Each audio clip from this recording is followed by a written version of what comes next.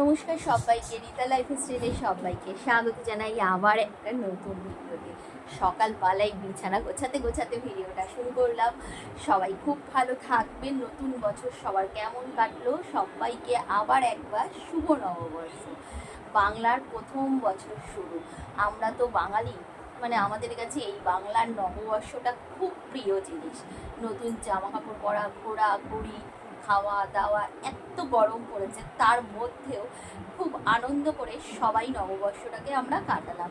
চলুন আবার ব্যস্ততম একটা জীবনে ফেরা যাক।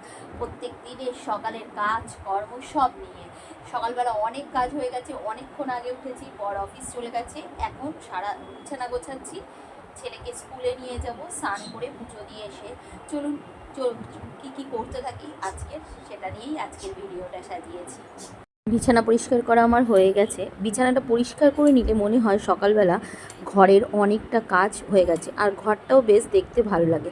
ওই যে পয়লা বৈশাখের দিন যে চাদরটা পেতেছিলাম সেই চাদরটাই এখনও পাতা আছে। নতুন চাদর থাকুক 3-4 দিন, আজকে তো সবে 2 দিন হলো, তাই জন্য বেশ চাদরটা ভালোই লাগছে দেখছি।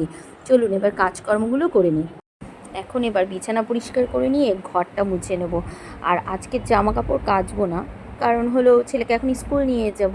বিছানা পরিষ্কার করে নিয়েছি, ঘর মুছে স্নান করে পুজো দিয়ে আস্তে আস্তেই দেখবো 9:30 বেজে গেছে। তখন তো আবার ওকে টিফিন বানিয়ে দিতে হবে স্কুলের জন্য। সকালবেলা ওর জন্য বা ওর বাবার জন্য যখন ভাত করেছি, ওর জন্য ভাত তরকারি করে নিয়েছি একবারে। আমি সকালবেলায় যখন রান্না করি তখন ছেলেরটা আর ওর বাবারটা একসাথেই করার চেষ্টা করি। যদি কোনো দিনও যে কোনো তরকারি করি ছেলে না খায়, তাহলে এই ছেলেকে আলাদা কিছু একটা করে দিতে হয়। কিন্তু এমন খাবার ছেলেও খায় বাবাও খায়, সেরকমই রান্না করার চেষ্টা করি, তাহলে আমার আলাদা করে কিছু করতে হয় না। এখন ছেলেকে পড়তে বসিয়েছি, বললাম তুই পড়ে নে, আমি কাজকর্মগুলো আগে করে নিই। ও প্রায় 9:10-15 পর্যন্ত পড়ে তারপরে ও স্নান টান করে রেডি হয়। ততক্ষণে আমি পুজো দিয়েও চলে আসি, এসে ওকে ভাতটা দিয়ে দিই। ঘর মুছে নিলাম, এখন হয়ে গেল স্নান করতে চলে যাই। চলুন স্নান করে আসি।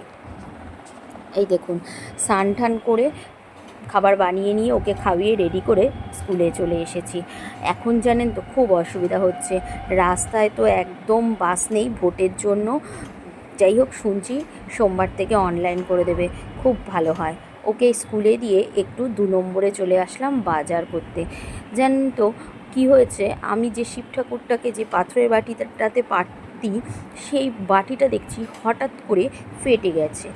আচ্ছা, 12টা বাজতে 10 মিনিট বাকি, সেই 10টার সময় বেরিয়েছি, ছেলেকে দিয়ে এখন স্কুল থেকে বাড়ি আসলাম। একটু 2 নম্বর গেলাম, কেনাকাটা ছিল, সব কেনাকাটা করলাম। ঠাকুরের বাবা মহাদেবের যে বাটিটা হয় সেটা ভেঙে গেছিলো একটা, ওগুলো কিনলাম, ফুচকার জিনিসপত্র কিনলাম, কিনে এখন দিয়ে আসলাম। এবার কাজকর্ম করতে হবে।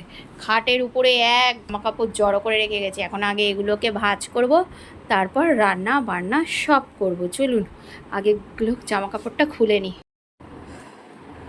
তো গরম লাগছিল, বাইরে থেকে এসছি, প্রচণ্ড গরম। রোদ একটু কম দেখলাম, এখন তো রোদটা বেশি ওঠেনি। গলার হাড়টা খুলে ফেলেছি, গলা জ্বালা করছে, চুলকাচ্ছে। এখন একটুটা খাই। এই যে তরমুজ কেটে নিয়ে এসেছি, সকালে তো চিয়া সিডটা খেয়ে গিয়েছিলাম, এখন একটুখানি তরমুজটা খাবো বসে, তারপরে কাজকর্মগুলো করব। গরমের সময় হালকা পাতলা খেতেই ভালো লাগে, তার মধ্যে আজকে শুক্রবার, নিরামিষ ভাত করা আছে, অন্য কিছু একটু করব হালকা পাতলাই। সোয়াবিন আলুর তরকারি করা আছে, ছেলের হয়ে যাবে, একটু ডাল করব, আর আমি দেখি কি বানানো যায়। তরমুজটা খেয়ে নিই আগে। বাবা তরমুজ খেয়ে ভাবলাম পরে জামা কাপড় দেখাই, আগে রান্নাটা করে নিই, কারণ সকাল দিয়ে কিছু খাই না তো, মানে ওই চিরাটা একটুখানি নিচে খেয়ে থাকি, খিদে পেয়ে দেয় খুব তাড়াতাড়ি। ওই জন্য ভাবলাম আগে রান্না করে নিই, তারপরে হলো গিয়ে বাপরে কাজ করলাম। একটুখানি ডাল করছি টমেটো ধনে পাতা দিয়ে, ডালটা আগে সেদ্ধ করে নিয়েছি, একটুখানি 5 ফোড়ন আর শুকনো লঙ্কা দিয়ে ফোড়নে টমেটোটাকে ভেজে এখন মুগ ডালটা করবো। আর ভাত করে নিয়েছি, আর একটুখানি নুন বেগুন করবো। রান্নাবান্নাগুলো করে নিয়ে আগে, কারণ রান্না করে দিলে খেয়ে নিব, তারপরে জামার মধ্যে পড়লো গরম ডাল, খেয়ে দিয়ে নিয়ে তারপরে বসে বসে জামা কাপড়গুলো ভাঁজ করবো। আবার বিকেলবেলা তো আজকে ছেলের পড়া আছে, ছেলেকে পড়তে নিয়ে যেতে হবে, এসেই খাবিয়েই পড়তে নিয়ে যেতে হবে। রান্না ঠান্নাগুলো আগে করে নিই, দেখি। ডালটা সোমবার দিয়ে ডালটা দিয়ে নুন হলুদ দিয়ে ঢাকা দিয়ে দিলাম, ধনে পাতা দিয়ে ডালটাকে নামিয়ে দিলাম।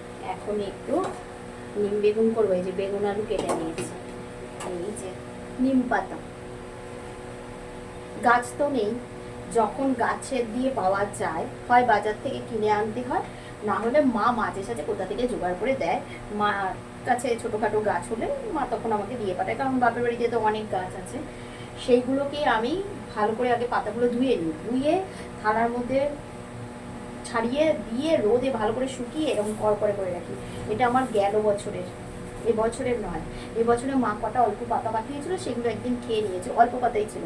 আর এগুলো গেল বছর দিয়েছিল, মাই পাঠিয়েছিল, অনেক পাঠিয়েছিল। তখন আমি ওগুলোকে ধুয়ে শুকিয়ে রেখে দিয়েছি। যখনই আমার নিম বেগুন খেতে ইচ্ছা করে তখনই আমি এগুলো দিয়ে নিম আলু বেগুন কেটে নিয়ে ভেজে নিই, তাহলেই আমার নিম বেগুন খাওয়া হয়ে যায়। আর এই গরম যা পড়েছে, তাই জন্য একটু টমেটো দিয়ে ডাল করলাম, আর হলো গিয়ে এই নিম বেগুন দিয়ে ভাজা করব।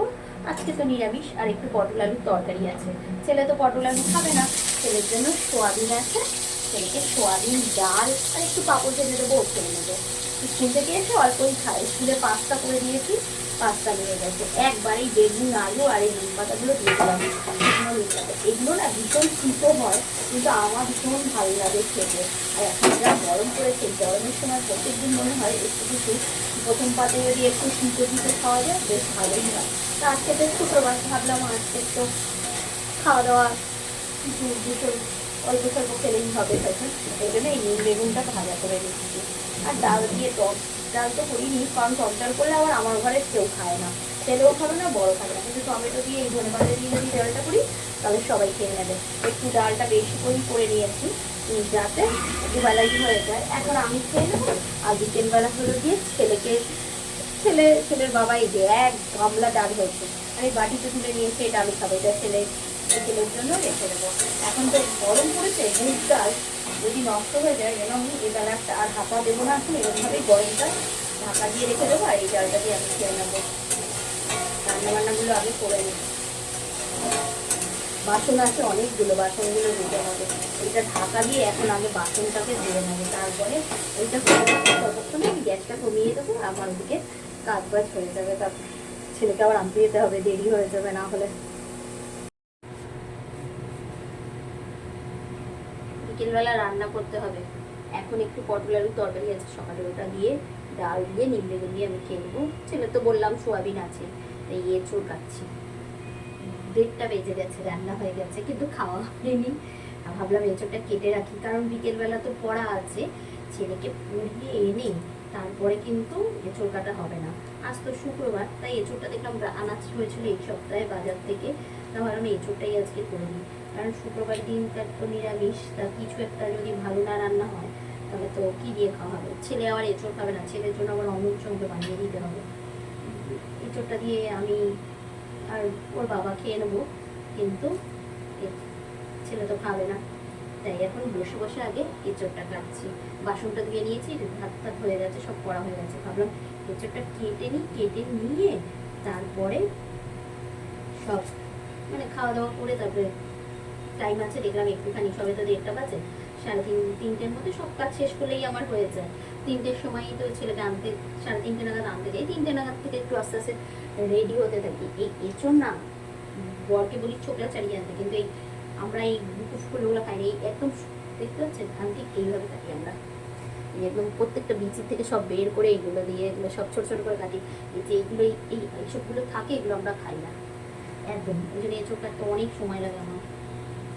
ওগুলো সমেত অনেকে দেখি বাড়ির বাজার থেকে পিস পিস করে নিয়ে আসে, আমি বরকে বলে দিয়েছি পিস করে আনবে না, এঁচড় যদি আনতে হয় তবে পিস করে আনবে না, একদম শুধু ছালটা ছাড়িয়ে নিয়ে আসে। পুরো প্রত্যেকটা এঁচড়কে একদম ধরে ধরে দামা বের করে আমি ভালো করে এরকমভাবে ছাড়াই, তারপরে রান্না করি। এঁচড়টা কেটে নিয়ে আগে, এঁচড়টা কেটে নিয়ে এখন খেতে বসেছি। আর এখানে ফোনটাতে সিরিয়াল চালিয়েছি, দেখবো আর খাবো। নিম বেগুন দিয়ে খাওয়ার জন্য একটা লঙ্কা নিয়েছি, কারণ নিম বেগুন দিয়ে খেতে বেশ ভালো লাগে। নিম বেগুন, ডাল আর এই যে পটল আলুর তরকারি খাওয়া দাওয়া করে নিই। স্কুল দিয়ে নিয়ে এসে রেডি হয়ে আবার বেরোচ্ছি, যে মা আর ছেলে পড়তে যাচ্ছি। এই যে একটা কোল্ড ড্রিঙ্কস নিয়েছি, কোল্ড ড্রিঙ্কস প্রচণ্ড গরম। এই মাত্র আসলাম, ছেলেকে খাওয়ালাম, জামাটা চেঞ্জ করলাম, আর এখন আবার বেরোচ্ছি। চলুন। একটা রিক্সা পাওয়া গেছে, একটা রিক্সা পাওয়া গেছে, একটা রিক্সা পাওয়া গেছে, রিক্সায় করে চললাম।